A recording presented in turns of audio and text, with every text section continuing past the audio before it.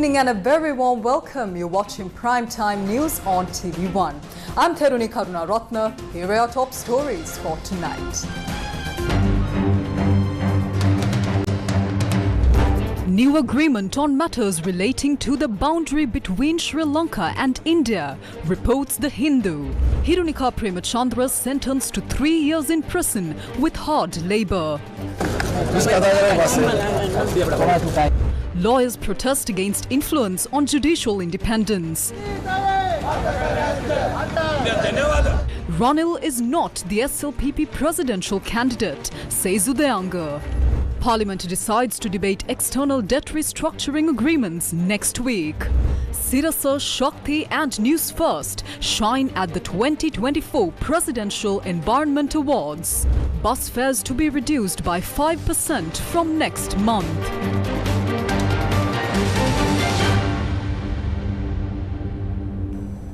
On to your top story this evening, the Hindu newspaper reported that a comprehensive agreement has been reached between India and Sri Lanka on matters relating to the boundary between the two countries in the waters of the Pork Bay and related issues, including the question of Kachatiyu. The Hindu newspaper in India, quoting an official spokesperson, reported that a comprehensive agreement has been reached between India and Sri Lanka on matters relating to the boundary between the two countries and the question of Kachatiyu. An official spokesman who disclosed this to The Hindu, however, declined to give the details of the agreement, which will be announced tomorrow evening. However, the report does not provide any details about the new agreements between the two countries. Meanwhile, in a letter sent yesterday by India's Minister of External Affairs, Dr. S. Jaishankar, to Tamil Nadu Chief Minister M.K. Stalin, it was mentioned that the fishing issue between Sri Lanka and India began with the agreement signed in 1974. During the recently concluded Indian Lok Sabha elections, the Kachatiyu agreement was a major topic for the ruling Bharatiya Janata Party. At no previous time has there been a discussion either in or outside of Parliament regarding decisions about the boundaries of the Sea of Sri Lanka. Who authorized such significant decisions affecting the country's sovereignty and territorial integrity without the knowledge or consent of legislature, the Parliament? According to the agreements between Sri Lanka and India regarding the northern maritime boundaries, Kachatiyu Island was officially ceded to Sri Lanka exactly 50 years ago in 1974. On the very day that marks 50 years since this diplomatic achievement for Sri Lanka, how unfortunate it is that we are now discussing such contentious news about our national borders. Former Member of Parliament Hirunika Premachandra received a 3-year prison sentence with hard labour involving 18 charges. These charges include aiding and abetting the kidnapping of a young man who worked at a store in Dematagoda. Colombo High Court Judge Amal Ranaraja found Hirunika Premachandra guilty of 18 out of 19 charges in the indictment filed by the Attorney General. She was sentenced to 33 years in prison, with the sentences served concurrently over 3 years. Additionally, the judge imposed a fine of 360,000 rupees on Hirunika Premachandra. If the fine is not paid, she will receive an additional lenient prison sentence of 6 months for each charge. The case stemmed from an incident where Hirunika Premachandra's personal security personnel abducted Amila Priyanga Amarasinghe on the 21st of December 2015, using her Defender Jeep and causing injuries while she was serving as a Member of Parliament. The Attorney General, upon considering the investigation material provided by the Colombo Crimes Division, who investigate the complaint filed over the matter, on the 7th of August 2016, filed indictments with the Colombo High Court against Hirunika Premachandra and 8 of her personal security personnel. During the trial, all defendants except Hirunika Premachandra pleaded guilty and received fines, compensation and suspended prison sentences. Despite her plea of not guilty, the High Court held a trial against her. Deputy Solicitor General Janaka Bandara, appearing for the Attorney General, argued for active imprisonment as the court had found her guilty of 18 charges, while emphasizing that she had misused her powers as a Member of Parliament. Therefore, he requested the court to disregard the position she held and other matters and impose an active prison sentence. President's counsel Anura Maddegoda, representing Hirunika Premachandra, highlighted her clean record, activism and motherhood and requested that the court not impose impose an active sentence. Eventually, the judge delivered the verdict upon considering facts from both sides.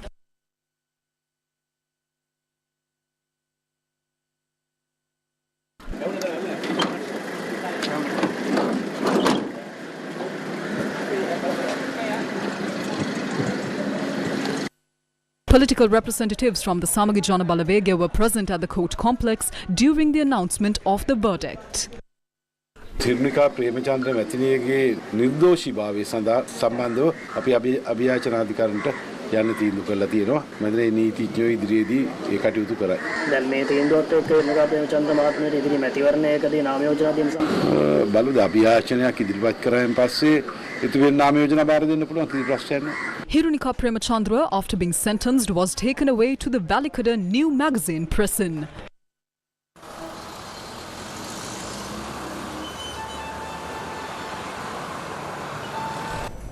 Meanwhile, lawyers protested, demanding a halt to the pressure exerted on the independence of the judiciary and the judges.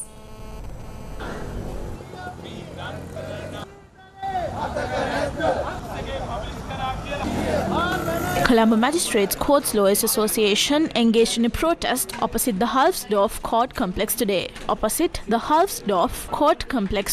Adhikarana Seva Sangame The Parliament attempts to punish the Secretary and the President of the Judicial Services Association, Gaul Magistrate Netti Kumara and Gaul District Judge Ruwan Disanayake before the Committee on Privileges of the Parliament. Accordingly, we are against judges and the legal community being summoned to Parliament and being penalised. Therefore, this is only the beginning. If the legislature or the Parliament lays a hand on the judiciary of the country, that would be the end of this government. The targeting of judges who do not give the preferred verdict must be stopped. The President must immediately intervene in this matter. This matter must be put to rest after discussing with the Chief Justice. If not, the executive, legislature and judiciary will collide, resulting in the downfall of the country's judiciary system. It is the politicians who are responsible for this. If that does not happen, we vow to bring a massive court resolution and bring the entire country's legal community together to fight against this.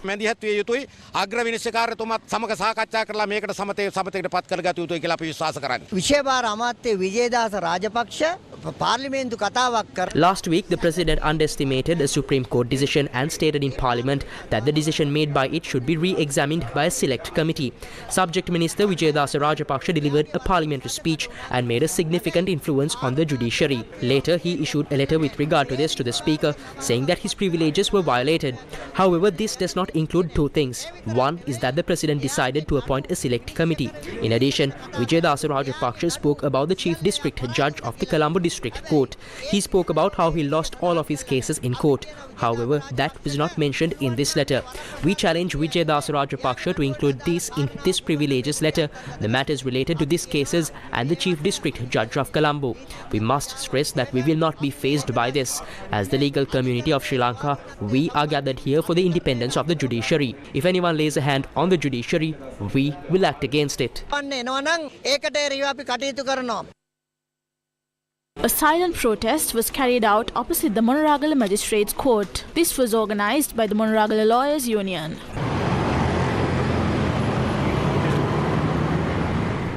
The Alliance of State Banks Trade Unions engaged in a protest near the Lake House roundabout today. They demanded for solutions to several issues, including those related to their salaries. The Alliance of State Banks Trade Unions engaged in a trade action demanding that the state bank salary increase recommended by the Board of Directors be given immediately and insisting that the curtailment in the state bank collective agreement be corrected. The group protested for about an hour at the Lake House roundabout.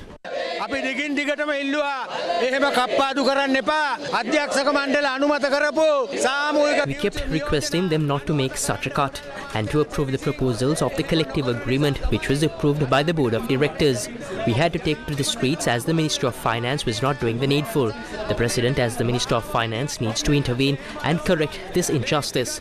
If not, bank employees unions are ready to go beyond picket protests and carry out a strike or trade union action, making the entire Sri Lankan banking system inoperable. Police obstructed the protesters as they prepared to march towards the Ministry of Finance.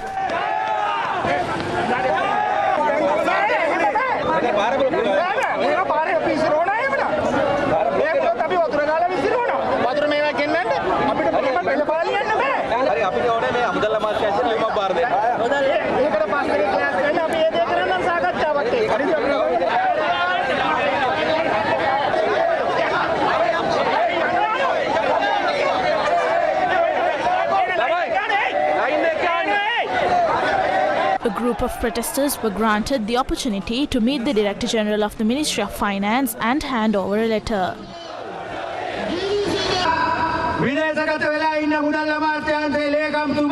They said that a discussion will be granted to the Alliance of State Banks Trade Unions once the Secretary of the Ministry of Finance, who is currently abroad, returns to the country.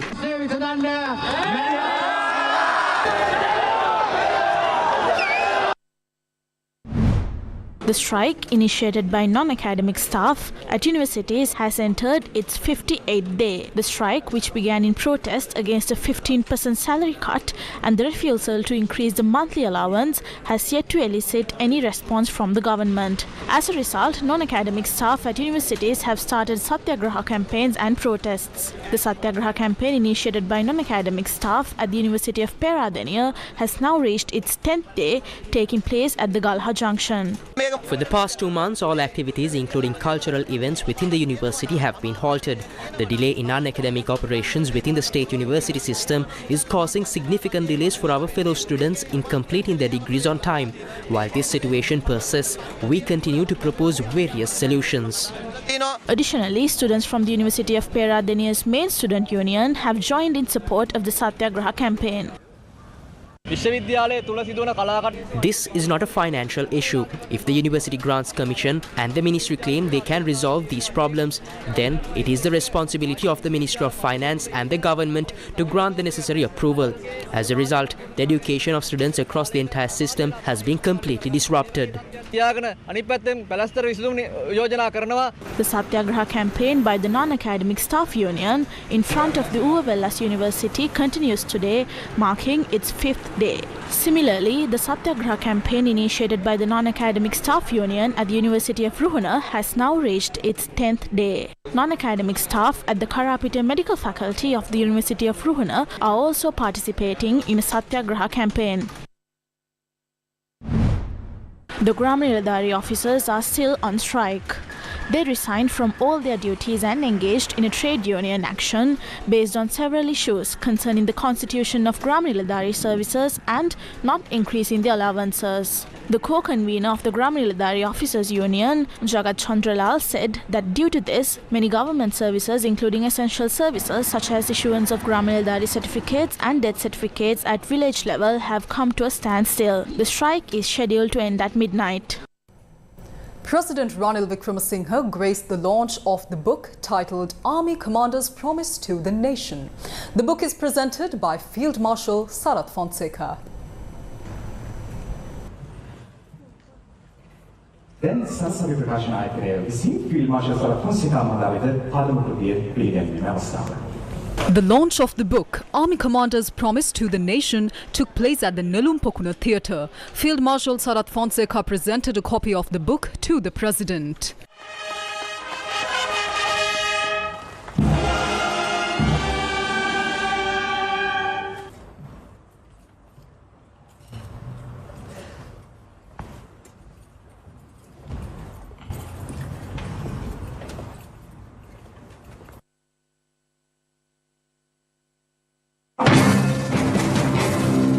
The 7th District Convention of the Samagi War Heroes Balabega was held in Ratnapura, presided over by opposition leader Sajid Premadasa. Former Army Commander retired General Mahesh Sena Nayaka was also among those who attended the event. They said that a G2G agreement was signed to acquire a wind power plant in Mana. Saying this, they deviated from the competitive system and agreed to a tariff rate of 8.26 US cents for this 500 megawatt power plant. We repeatedly said that going through the competitive system would get us a lower rate. The evening the day before yesterday, they had opened the envelopes of the tenders. The rate under the 50 megawatt competitive tender system was 4.8 US cents.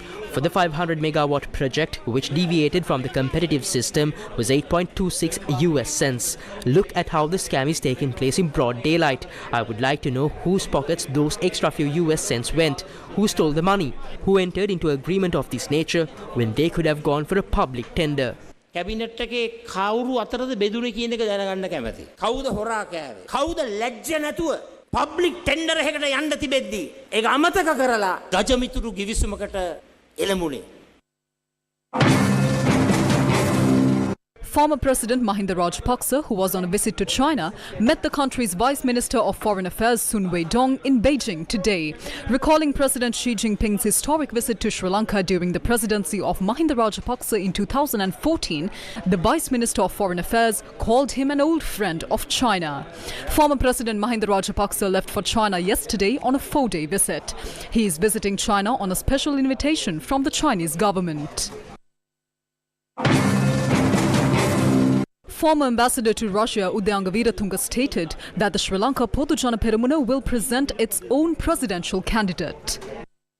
Everyone thought that the SLPP candidate would be Ranil Wickremesinghe. However, it has now been decided internally that the SLPP will nominate its own candidate. Therefore, under no circumstances will Ranil Wickremesinghe be the SLPP candidate. Despite some prominent ministers currently aligning with Ranil Wickremesinghe, they are expected to support the government as SLPP members. When the SLPP proposed Ranil Wickremesinghe 2 years ago, it was agreed that we would support him as a government for 2 years, after which we would go our separate political ways. Now that period has ended and Basil Rajapaksa suggested waiting 1 more month to finalize the decision. As a result, we will present a candidate from our own party. අපේ සමාජිකයෙක් එහෙම නැත්නම් අපේ පක්ෂයේ කෙනෙක් පොහොට්ටුවේ පක්ෂයේ අපේක්ෂකයෙක් විදියට ඉදිරිපත් කරනවා. ඒකෙන් දැන් පහුගිය දවස් කිහිපේ අපි දැක්ක රටපුරා මේ පොහොට්ටුවෙන් අපේක්ෂකයෙක් කියලා බෑන පෝස්ටර් ගහලා තිබුණා. එන ඔබතුමාලා පක්ෂයේ විසින් මේ පෝස්ටර් එක ගැහුවේ? ඒක පක්ෂයේ අභ්‍යන්තරයේ දැනුවත්ව සිද්ධ වෙච්ච දෙයක්. ඒ කියන්නේ ඒක කැලෑපත්‍රයක් නෙමෙයි පක්ෂයේ විසින්ම ගහපු පෝස්ටර්. ඒක පක්ෂයේ සම්බන්ධයි. කැලෑපත්‍ර නෙමෙයි. පක්ෂයේ මතේ ඉදිරියට දැම්මේ. කෙලින්ම ඇහුවොත් පොදුජන පෙරමුණ ඉදිරිපත් කරන අපේක්ෂකයා නාමල් රාජපක්ෂද නැත්නම් වෙන කවුද? ධම්මික පෙරේරා මහත්මයාද? මම දැන් අවුරුද්දකට කලින් I mentioned a year ago that Dhammika Pereira is a suitable candidate for presidency, and I am certain he will be our candidate. Namal Rajapaksa is also highly suitable, especially as a young leader, but he has expressed a preference to run for Prime Minister in the next election. පක්ෂයත් ඉතාම සුදුසුයි විශේෂයෙන් තරුණ නායකයෙක් විදියට. නමුත් ඔහුගේ එකඟතාවයක් තියෙනවා. ඔහු අගමැති අපේක්ෂකයෙක් විදියට ඉදිරිපත් වෙන්න කැමති ඊළඟ මැතිවරණයකදී. ඒතකොට දැන් ව්‍යවසායිකයෙක් විදියට ඉදිරිපත් වෙනවා දිලිත් ජයවීර මහත්තයා. එතුමාට පුළුවන් දැන් පොහොට්ටුවේ ඔහුගේ කන් දැන් මල්ලිරාජ මහත්තයා එකතු වෙලා ඉන්න එතුමාත් එක්ක කියලා. එහෙම පුළුවන් කියන්නේ. තුමා පාර්ලිමේන්තුවට ආයුතුයි කියලා මගේ පෞද්ගලික මත. My personal opinion is that he should enter the parliament first. Dhammika Pereira has served as a secretary for years and is now an MP. Although Dilit Jayawira is a successful entrepreneur, he has yet to enter parliament. He should be appreciated for his current efforts, but he needs to gain parliamentary experience first. ඉතින් ඔහු පාර්ලිමේන්තුවට එන්න මේ දරන කාර්යය වගේ මේ කාලේ කරපු දේ අගය කරන්න ඕන. ඔහු පාර්ලිමේන්තුවට ආයුතුයි. නමුත් ඔහුට පාර්ලිමේන්තුවට එන්න ඡන්ද තියෙන්න ඕන. ඡන්ද තියෙන්නේ ආපහු පොහොට්ටුව ගාව. Namal Rajapaksa called on the Mahasangha during his visits to the viharas that belong to the Rangiri Damulla Rajamaha Vihara. He expressed his views on presidential candidacy to the media.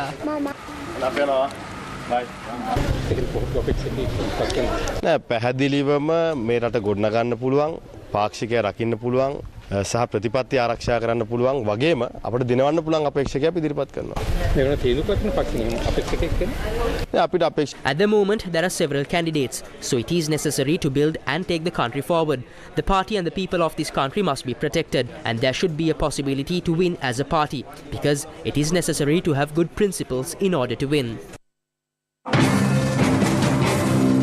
This is the stance of SLPP parliamentarian SB Disanayaka.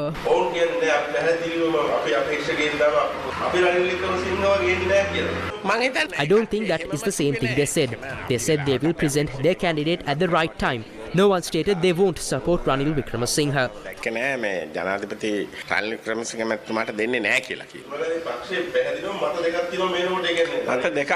Not just two. Due to three opinions, one group left the party and joined the opposition. I believe the party will take the right decision.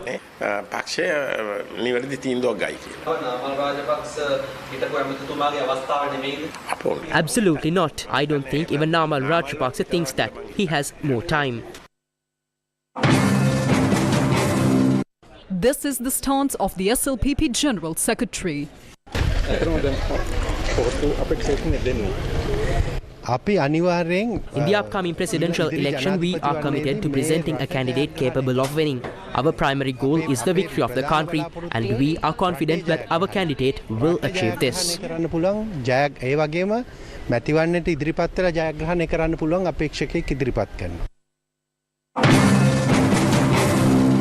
This is what Chairman of the United National Party, Wajrabe Wardana, had to say. I have some Lebanese currency in my hand. Have you seen it before? I brought some today to show you. Lebanon is also similar to us. Here is the 100,000 currency note. A loaf of bread is 92,000 units in their currency. You can buy half of a loaf of bread for 50,000. We cannot get this exchanged to rupees even in Vallavatta. You cannot get it exchanged anywhere in the world. This is exactly what happened to the Sri Lankan rupee note. There are a few more notes which I think can still be used. In Lebanon, you can buy a quarter of a loaf for 20,000 rupees. This is exactly what happened to the Sri Lankan currency note. Money is being printed in Sri Lanka with no value to it. Now the president has slowly managed to get the rupee value appreciated. Sri Lankans have no shame to face now. I would like to remind you that it is Ranil Wickramasinghe who saved you from the shame.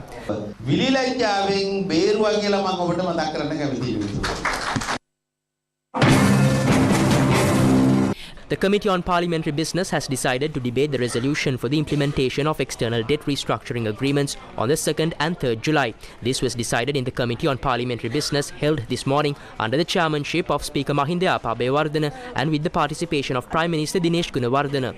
The President is also scheduled to make a special statement to Parliament on 2nd July. The SJB says it does not agree to a debate by suspending the standing orders. The document will be submitted to the Parliament on the 2nd July. They still haven't given us a signed agreement but are planning to debate for 2 days. It will be submitted to the Cabinet tomorrow and we will receive it on Tuesday. But it should be submitted to the Finance Committee before we receive it. Without doing any of that, standing orders were suspended by submitting it to the Parliament forcibly. The government is very good at using the majority to suspend standing orders. Other parties say that they are ready for the debate, but we are not ready to debate this because speaking from the people's point of view, they have not gained any benefit. The Election Commission will be empowered to proclaim the date for the presidential election in 19 days. Navagattegama is a village located in one of the most remote terrains in the country. This village and the local school for many years have been pleading for just one thing. That's not the luxuries enjoyed by the city dwellers, but access to clean drinking water. Today, Gammadda stepped in to make this request a reality with the participation of principals, teachers from surrounding schools and locals. Navagattegama is a remote village located in the Puttalam district in the northwestern region of the country. Gammadda received a grand welcome by the locals simply because Gammadda is for the people, by the people. Around 500 children attend the local school with some suffering from kidney problems. There is no drinking water available, nor any place to obtain it. The school principal brought the immense hardships faced by the villagers and the children's struggle for education to Gammadda's attention, prompting immediate action.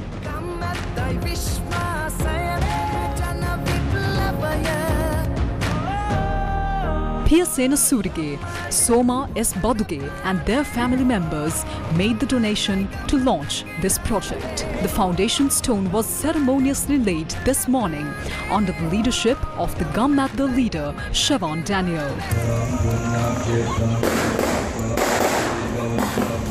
Several dignitaries attended the event, including WMC N. Vijay Surya, Assistant Divisional Secretary of Tambuttegama, PLM Chandrika, Divisional Education Director, WMDB Bagadara, Principal of the Navagattegama Mahavidyalaya, Deputy Principal Kumudini Ahugoda, Senior Superintendent of Police for the Puttalam District Saratrupa Singha, Lieutenant Commander AMRB Alhakon of the Navy, and Chief Medical Officer of the Navagattegama District Hospital, Dr. D.N. Jayasuriya.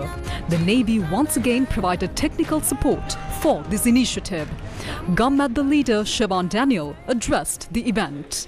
රාජ්‍ය නිලධාරීන් සාමාන්‍ය ජනතාව රාජ්‍ය නොවන සංවිධාන මේ හැම කෙනෙක්ම එක තැනකට රොක් කරමින් ජනතාවට සේවය කරන ඉතාමත්ම විශිෂ්ට government officials, ordinary citizens and non-governmental organizations have come together to support Gammadda, an exceptional organization dedicated to serving the people.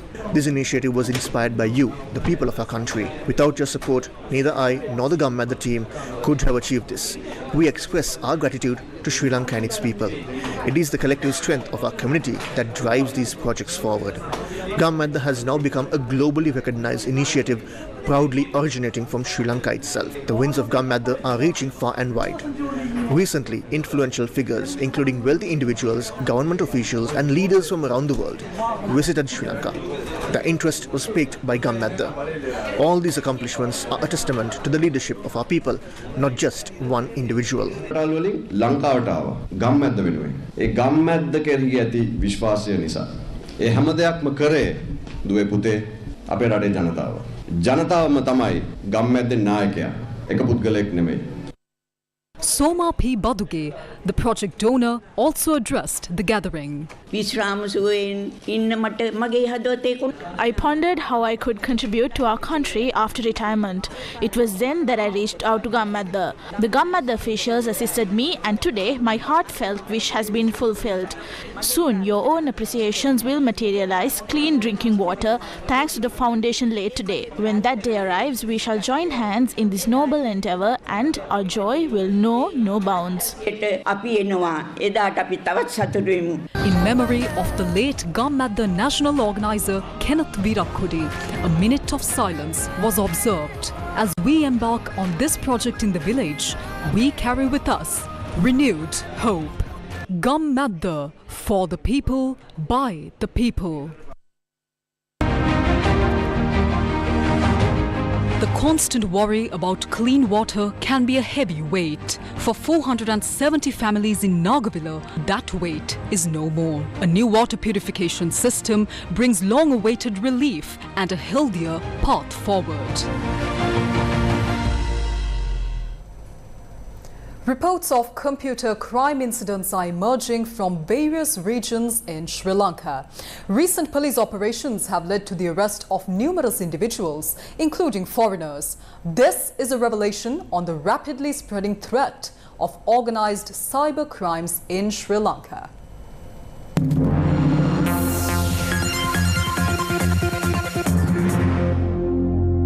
These are few posts that were circulating on social media in Sri Lanka a few months ago. Many of these posts stated that a basic salary of 100,000 rupees or more were offered for the jobs advertised. The qualification requirements mentioned were computer literacy and knowledge and speedy typing. The posts also mentioned that having passed the GCE ordinary level examination was the basic educational requirement. These posts were quite similar to those used to lure youth to Dubai and Myanmar to be used as pawns of cyber crimes. These are some of the messages sent to the Sri Lankans by the office that we previously revealed was being run in the city of Ajman in the United Arab Emirates. Those who could type 30 or more English words in a minute would pass their interview and then would be directed to being part of organized cyber crimes. This organized cyber criminal network, which is based in Dubai, has now spread to many countries, including Myanmar, India, Cambodia and Laos. A Sri Lankan youth residing abroad who had fallen victim to such a network explained how it operates. දැනට ලංකාවේ ගොඩක් දෙනෙක් scam ව්‍යාපාරයට අවුල ඉන්නේ. Skype, WhatsApp, TikTok, SMS ඊළඟට iPhone වල IMS එකක්, Messenger, Facebook, email, Viber, Imo, Instagram, Snapchat තියෙනවා, ඊළඟට Tinder තියෙනවා, ඊට පස්සේ Bulletin තියෙනවා. ඒ වගේ සමාජය කරගන්න පුළුවන් social media එක තමයි මේ දේම හැමදේම මේ එකතු වෙලා තියෙන්නේ. ඊළඟ අලුත්ම තියෙන Telegram වල සම්බන්ධ වෙනවා. Telegram වල සම්බන්ධ වෙන්න ඉස්සෙල්ලා message එකක් මාර්ගයෙන්. ඒ කියන්නේ සාමාන්‍ය SMS එකක් මාර්ගයෙන් බෝල් message එකක්. වැරදි මැසේජ් එකක් විදිහට එනවා. ආයි කියලා හරි මොකක් හරි විස්තරයක් කියලා මොනවා හරි දෙයක් කියලා එනවා. ඊට පස්සේ ඒ හරහා මෙයාත් එක්ක කතා කර කර යනවා. කතා කර කර ගිහිල්ලා ඒ ෆොටෝස් මාර්ක් කරගෙන ඒ දේවල් කරගෙන ඊට පස්සේ සුරුපි නළුවෙක් නිලියේ ෆොටෝ එකක් දාලා හරි එහෙම කරලා මම පොළොවට ගෙනියනවා. පොළොවේ ටිකක් කතා කර කර ගිහිල්ලා ඊට පස්සේ මේගොල්ලෝ අහනවා මෙයාගෙන් ටෙලිග්‍රෑම් එකේ එක්ක WhatsApp කියලා. ඊට පස්සේ සාමාන්‍ය අර ඒගොල්ලෝ අතර ඉස්සාවේ ගොඩනැගුණාට පස්සේ අනිවාර්යෙන් ඊට පස්සේ ආරයා කැමති වෙනවා ටෙලිග්‍රෑම් එක හරි WhatsApp එක හරි දෙන්න. තුනට එතෙන් ඉඳලා පටන් ගන්නවා. ටිකක් කාලේ අරගෙන කියන අපි ගණන් ගන්න නැතුව ඊට පස්සේ අපි අර සෙට් කරන කෙනා පාස් වෙනවා. ඒක එතනින් ඉස්සාවේ ගොඩනැගලා දිගටම කරගෙන යනවා. මුදල් දාන මට්ටමට යනවා නේ. ඔය Snapchat කියලා ඉතින් සාමාන්‍යයෙන් තමයි ෆෝන් එක කොහොම හැක් කරන්න පුළුවන් මේ වර්ගයක් තියෙනවා. කියන්නේ ඇත්තටම About 50 Sri Lankan youth who are allegedly involved in this network are being held captive by Chinese criminal gangs in Myanmar, and much effort is being made to free them. By now, Sri Lankans as well as foreign nationals who were allegedly involved in organised cybercrimes have been arrested from Colombo, Battaramulla and Negombo. 30 foreign nationals were arrested by officials of the Criminal Investigations Department on the 24th of June at 2 rented houses in Negombo. Among those arrested were Pakistani, Indian, Bangladeshi, Indonesian, Algerian, Nepali and Malaysian nationals and 2 Sri Lankans. Initial investigations revealed that branches of this cybercriminal network were also located in Dubai as well as Afghanistan. The arrested group had been led by 3 Chinese nationals who were later arrested at the Bandaranaike International Airport in Katunayake. Meanwhile, 137 Indian nationals who had carried out online financial fraud were arrested yesterday. The Criminal Investigation Department stated that 107 individuals were arrested from 2 locations in Kochikade in Negombo yesterday. Police also arrested 15 people from Heenatikumbura in Battaramulla and 13 people from Madibala in Battaramulla. The Indian nationals had been trapped in the locations and were being forced by the cyber criminals to commit various crimes. Those spearheading this network would provide them with the necessary resources, and the Indian nationals were not allowed to leave those buildings. Something we can observe is how these cyber crimes may be being committed even now. These computers need to be checked. We must attempt to find out what other cyber crimes have been committed using these computers. There could be financial frauds that may have been committed. We also have information that they have done certain things to influence online gaming contests. This network is also linked to human trafficking. These Indian nationals were being used as pawns, with them not being allowed to leave their building. We can see that this network is being operated by a group of people. Investigations are underway to uncover the identities of those people. The situation in Myanmar is similar to this. A Chinese criminal gang is holding foreign youth captive and forcing them to commit various cyber crimes.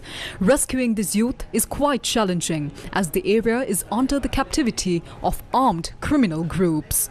Meanwhile, the Criminal Investigations Department has detained those arrested for allegedly being involved in these cyber crimes and continues to question them.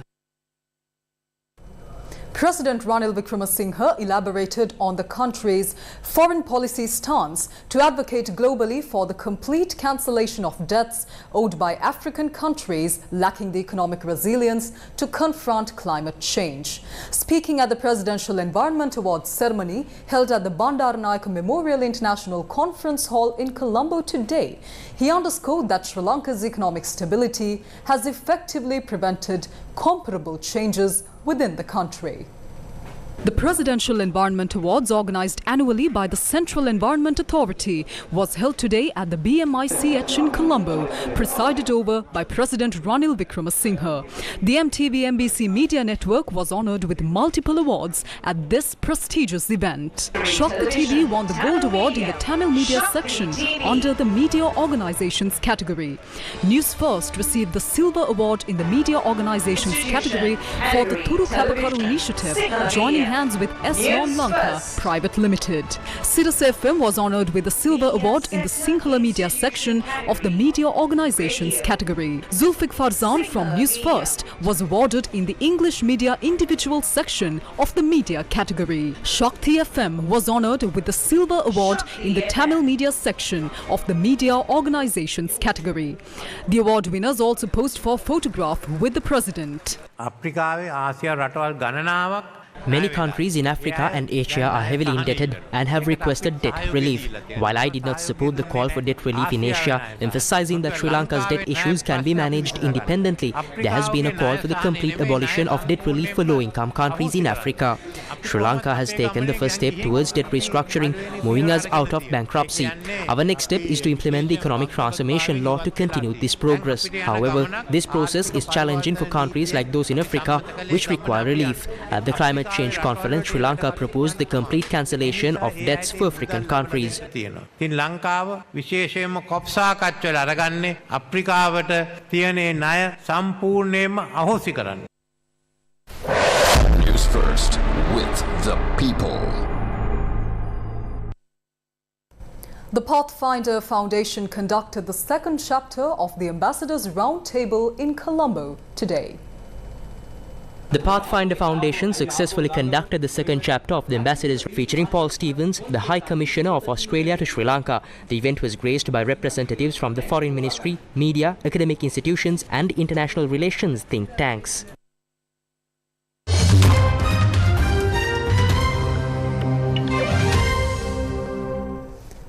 Heavy rain accompanied by thunderstorms and lightning hit the Delhi National Capital Region on Friday morning, causing waterlogging in several areas. A roof collapse at Terminal 1 of the Delhi airport resulted in 1 death and 8 injuries, with several cars enshrouded by debris. A cab driver died and 6 people were injured after a portion of a canopy at the Delhi airport's Terminal 1 collapsed on cars amid heavy rain early on the 28th of June, leading to suspension of flight departures from the Delhi Airport Authority DIAL. They said that a committee had been set up to investigate the roof collapse. Primary cause of roof collapse seems to be the continued heavy rainfall. All Indigo and Spice jet flights departing and arriving at the Terminal 1 have been suspended until further notice.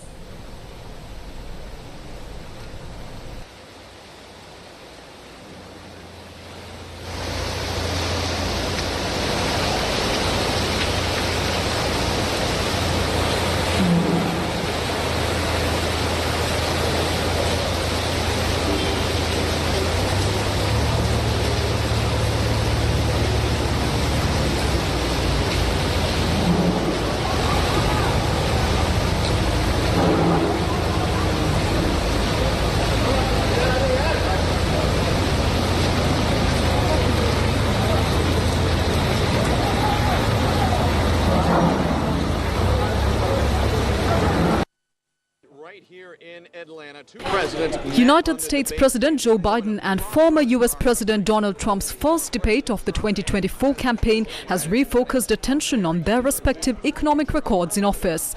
The two rivals did not shake hands as they took their positions at podiums just feet apart in a studio with no live audience. The leaders battled over economic issues, foreign policy and international crises, the country's immigration crisis and the state of American democracy. Well, I'll take a look at what I was left when I became president, what Mr. Trump left me.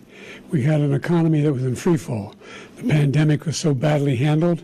Many people were dying. All he said was, it's not that serious. Just inject a little bleach into your arm. You'll be all right. The economy collapsed. There were no jobs. Unemployment rate rose to 15%. It was terrible. And so what we had to do is try to put things back together again. If you take a look at all that was done in his administration, he didn't do much at all. By the time he left, things were in chaos, literally chaos. And so we put things back together. We created, I said, those jobs. We make sure we had a situation where we brought down the price of prescription drugs, which is a major issue for many people. We had the greatest economy in the history of our country.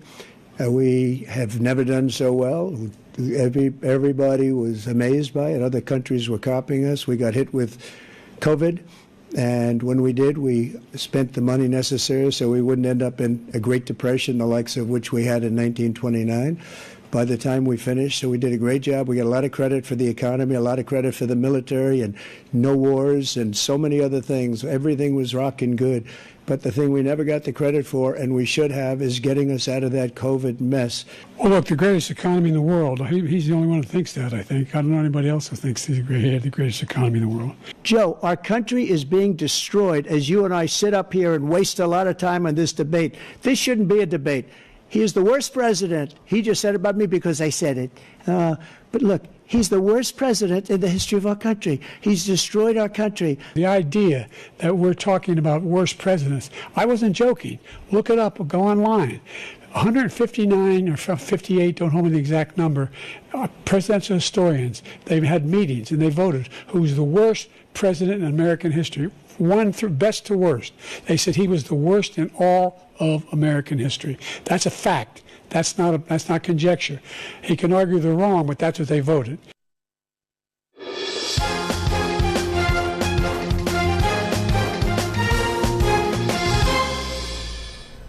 England's ICC Men's T20 World Cup defence is over and India are through to the final, winning their semi-final encounter by 68 runs.